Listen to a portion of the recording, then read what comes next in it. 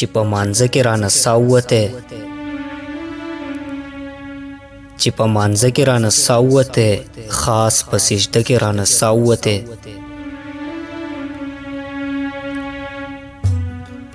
یا می قیام یا می رکوع کوله چې په قیده کې رانه ساوته کار می د دعوت تبلیغ کوله پسې روزه کې رانه ساوته دفن په جنت البقیع کې شوله دفن په جنت البقیع کې شوله په مدینه کې رانه ساوته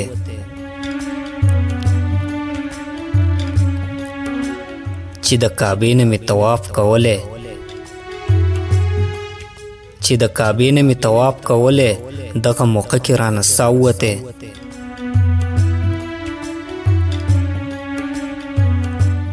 روجه په خوله حشر کې پاسېدلې چې په روجه کې رانه ساوته یا می قیام یا می رکوع کوله چې په قاعده کې رانه ساوته